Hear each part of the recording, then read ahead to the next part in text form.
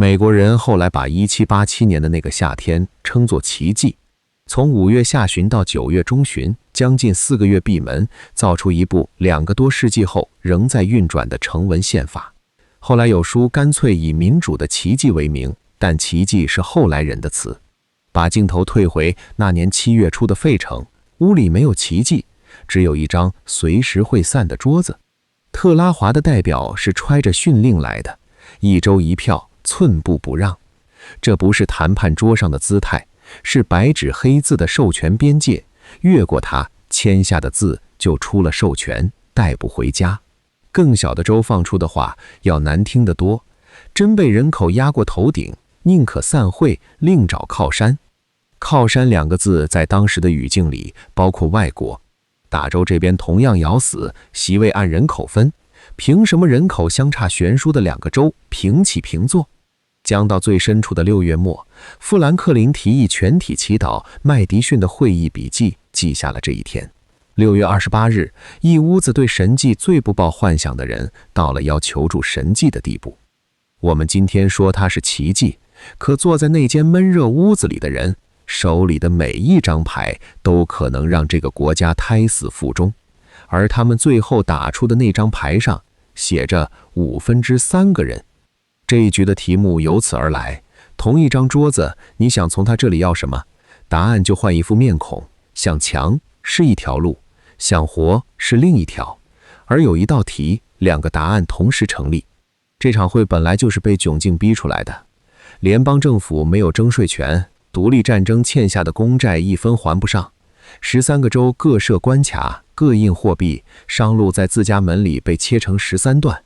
前一年冬天，马萨诸塞西部的谢斯起义，要靠州里临时凑钱的民兵去压，联邦拿不出1兵1卒。这件事吓住的人比起义本身多得多。会议的由来也不体面。前一年安纳波利斯的商贸会议，到会者寥寥，开不成。与会者索性越权发了一封倡议书，把各州请到费城修订联邦条例。注意这个措辞，修订。而先后到会的55名代表很快把它撇开，另起炉灶。也就是说，这场会从第一天起，连自身的正当性都是悬着的。他们给自己找的出路是把产物交给各州专门的批准会议，9个州通过即生效，绕开联邦条例，全体一致的修订规则。这个9比13的门槛后面会反复回来敲门。会议是闭门的，窗子在费城的暑天里钉死，议事不外传，发言不入公报。这条规矩给了妥协以空间，没人需要当着家乡报纸的面让步，也意味着屋里谈成的任何东西都要在门外接受13场公开的批准之战。屋里的裂痕有3条，而且互不重合。明线是大州对小州，席位按人口还是按州。暗线之一是蓄奴的南方对北方，一旦按人口，奴隶算不算人口？暗线之2是强国家派对州权派，这个新政府到底要多强？3条线互不重叠，这是关键。你在一条线上买到的盟友，可能在另一条线上是对手。他们知道什么，又看错了什么？这是整场推演里最要紧的一层。他们确凿知道的，小州的散会威胁不是虚张声势，训令摆在那里，按人口分席必然引爆奴隶技术。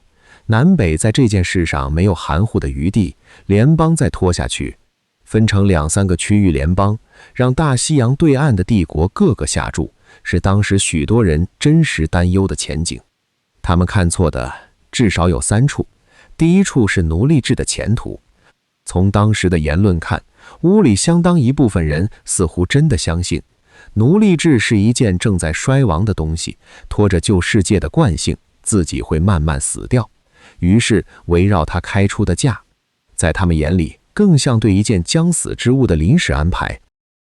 第二处在麦迪逊，从他7月中旬以前的顽抗看，他似乎认定参议院一旦各州平等，政府就会摊在小州手里，一个致命的结构缺陷。他还似乎相信大州凭着共同利益自会结成稳定的多数。第3处最隐蔽，有人似乎以为这次谈不成，过些年还能再开一次。我们今天回看三个误看各有各的下场。1793年之后，札棉机让奴隶制不但没有死，反而活得比任何时候都旺。麦迪逊眼里的致命缺陷，后来非但没有瘫痪政府，还成了整部宪法里最难改动的一块。而他指望的大洲同盟从未成型，把大洲们真正分开的是南北，不是大小。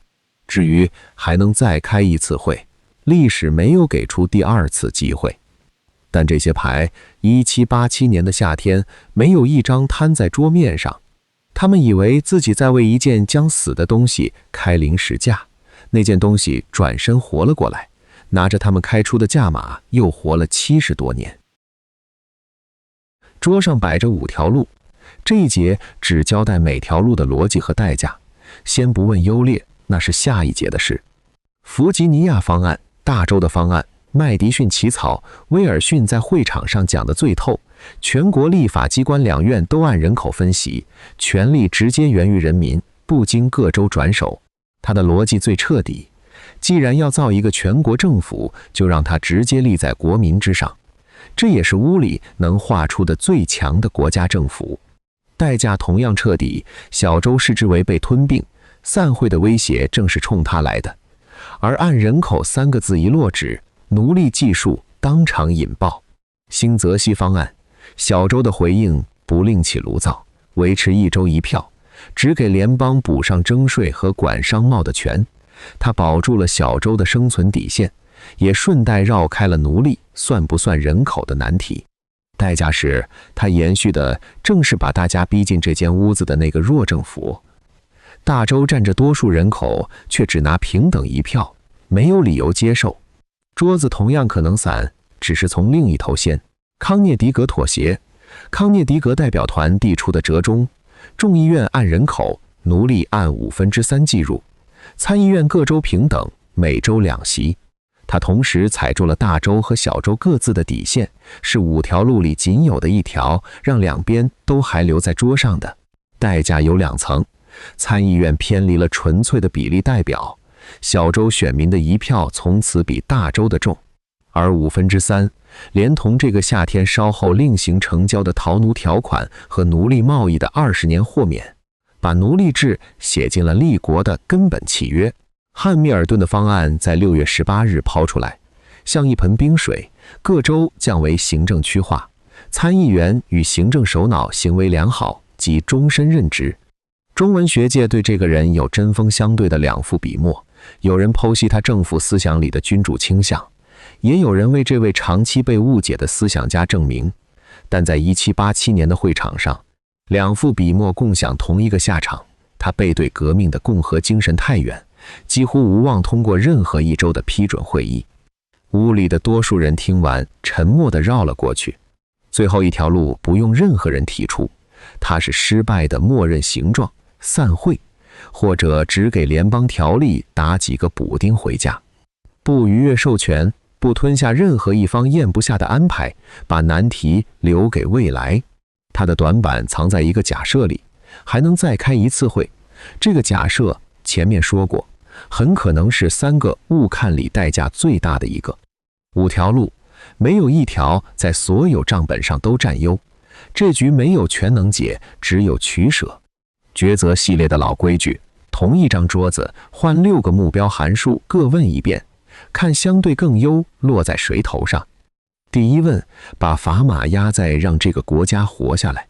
天平落在康涅狄格妥协，5条路里只有这一条，能让大州、小州、蓄奴州同时留在桌上，产物又过得了9个州批准的门槛。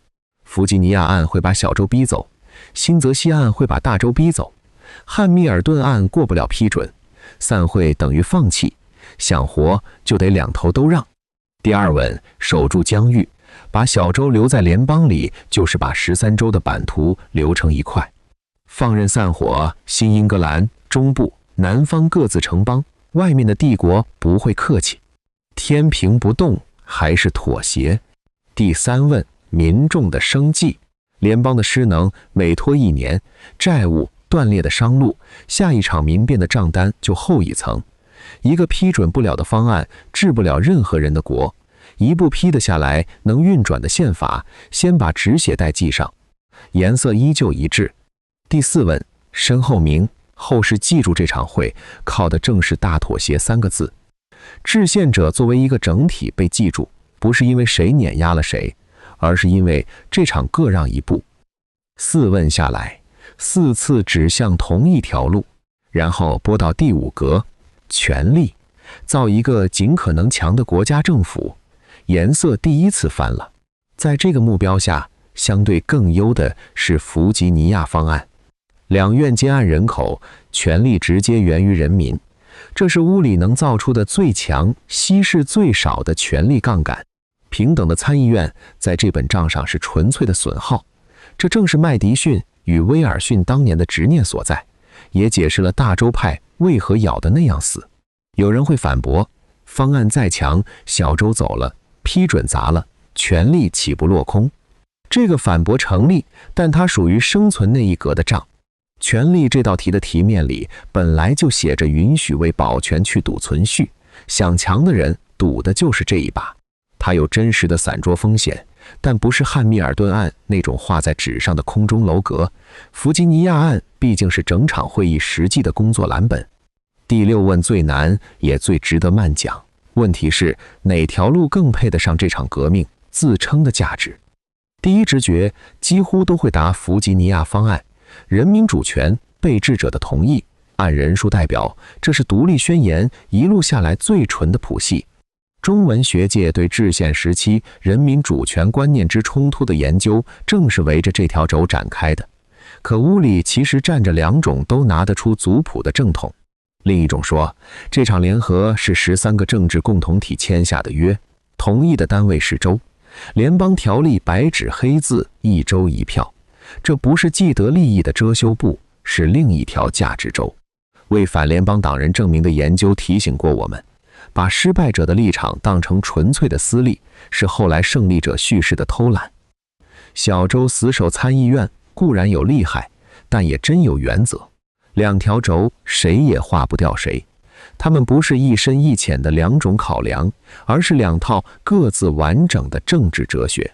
所以价值这一格的判词只能是张力。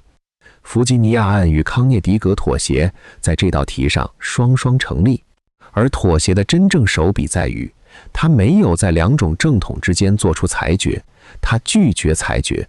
众议院给了人，参议院给了州，他把这对张力原封不动地交进了制度里。宪法没有回答主权在谁，他只是给2个答案各造了一间议事厅。把6问排在一起看，目标是活下来，天平指向妥协；目标是最强政府，天平指向弗吉尼亚。问哪条更合建国的价值，天平干脆不动了，2头一样沉。同一间屋子，问法一换，答案换人，换到价值这一问，答案索性变成2个。这不是骑墙。1787年的费城本来就同时住着2种都当真的正统。可无论你多想赢，先得问一句，赢完之后桌上还有人吗？现在换深度的问法，不问哪条路更优，问每条路走下去撞在什么上。下面的走向不是史实，是依着会议记录与研究文献推出来的后果链。反事实一律只给概率当，不给包票。锁定变量自始至终是同一对。在桌率，各方还留不留在桌上，可批准性。产物过不过得了9个州的批准会议，变量一变，链条就要重算。强行表决弗吉尼亚案，撞的是双重闸门。小州训令在手，而大州自恃的稳定多数，从后来的合纵看，似乎本来就是个误看。小州出走，会议散伙是大概率走向，就算靠人口多数凶险的把它推过表决，批准环节还悬着小州各自的否决闸。联邦党人与反联邦党人后来在批准问题上的缠斗，预演了这道闸有多难通过。出走所加批准所2道，新泽西方案撞的是另一面墙，大州拒绝，僵局退回原点，而若政府的尸血一天不停，一道失能锁，门没有关死，但门内的屋顶还在漏。汉密尔顿案撞得最干脆，批准无望，胎死纸面，批准锁5条路里锁得最紧的一道。散会呢？散会赌的是还能再开。从安纳波利斯到费城的动员已属勉力促成。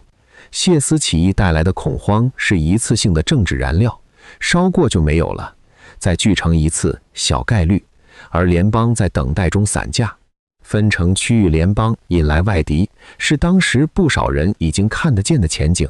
这是一道窗口锁，5条路4道锁，只有康涅狄格妥协穿了过去。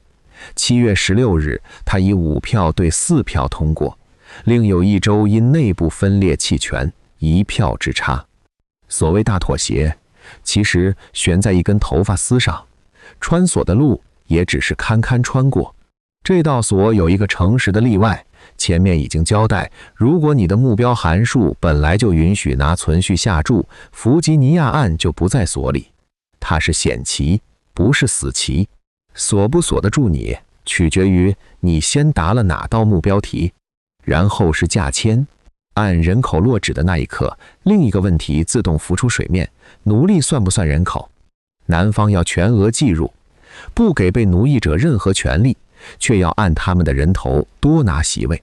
北方要完全不计，折中折在3/5，每一个被奴役的人在代表权与直接税的算术里记作3/5个人。这笔交易也不是孤立的，同一个夏天，另2条先后写进了文本。逃到自由州的奴隶必须归还。1808年以前，国会不得禁止奴隶贸易。在奴隶制将自然消亡的信念里，不少代表似乎把这当作对一件将死之物的临时让步，一份很快会作废的期票。我们今天回看，这份期票没有作废。闸棉机之后，3/5条款年复一年放大着蓄奴州在众议院和总统选举里的分量。70多年后，内战的炮火能从这里找到引线。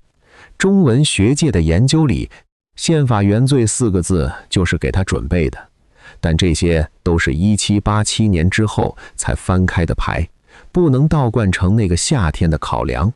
能放回那个夏天的是这样一问：不写3/5，南方还留得住吗？麦迪逊的笔记里，南卡罗来纳的拉特利奇把话挑明了，若碰奴隶输入，指望南卡和佐治亚同意这个方案是徒劳，威胁不像虚声。不带这行条文，而南方仍留在联邦，小概率。所以这笔交易最沉重的地方恰恰在于，它不是疏忽，不是没看清。价签摆在桌面上，每一方都看得见自己在买什么卖什么，然后各方签了字，一份让国家活下来的契约与一行把人折算成3/5的条文写在同一页纸上，这2件事同时为真。本视频不替任何一方下道德判决词，但也不允许目标分析的口吻把这行价签洗淡半分。顺带把这一局和上一张桌子并排放一放，马关那一局是4条路殊途同归，都通向同一张签字台。费城这一局是5条路里只有1条能让所有人留在桌上，而那条路本身付了道德的价。这场会议在后世的书里换过好几副面孔。第一副眼镜叫奇迹，一个夏天造出最长寿的成文宪法，制宪者是半神的立法者。这副眼镜流传最广，但研究早已指出，奇迹话语本身是一代代人层层追加的建构，神龛是后来盖的，屋里当时只有汗水、僵局和威胁散伙的人。第二副是比尔德在20世纪初打磨的，宪法是债权人与投机者的作品，一场用羊皮纸完成的利益安排。这副眼镜后来被逐条检验，磨损的厉害，但他留下的问题，谁在会里代表谁的利益，没有人再能绕开。第三副来自另一端，这场闭门会议本身就是对革命民主的收缩，一次向上的收权。他提醒所有人，修订变另起炉灶这件事，从程序上看确实站不直。我们的推演落在3副眼镜之外的位置。他不肯给奇迹背书，妥协案在6个目标里只赢了4个。想要最强政府的人有理由另投一票。这个局面配不上全知全善的神话，他也不肯把整场会折成一张利益清单。价值那一问的平局是真的，人民主权与州主权都不是面具，既非奇迹，也非阴谋，是一桩看得见价签的交易。还有诚实的一笔要记下，这次推演自己也在价值题上摔过跟头，而且2个方向各摔了一次。一次把票投给了弗吉尼亚方案，只认出人民主权这一条正统，把州主权那条当成了既得利益的托词。另一次反过来，把能不能批准这种生存账搬进了价值题。2个偏向彼此对峙，各打50大板，这一格才改定为平局。推演和史学家犯的其实是同一类错，只戴一副眼镜进场。这也是这套推演坚持交叉核验的原因，不是哪一次判断可信，而是任何单一视角都不可信。收拢6问，目标是让国家活下来，康涅狄格妥协相对更优；目标是建最强的政府，弗吉尼亚方案相对更优。问哪条更合建国的价值？2个答案同时成立。宪法自己都没有裁决，而无论你想走哪条，都得先过那道会散锁的门口，看一眼桌上那张写着3/5的价签。一票之差的另一侧，不是一部稍逊一筹的宪法，而是很可能什么都没有。一个散在夏天里的联邦，2、3个各找靠山的区域联盟，和一个没有讲下去的故事。知道这一点，再看那个妥协，它不像纪念碑，倒像一次屏住呼吸的落子。这局推演到此为止，他不会替你拨那一格。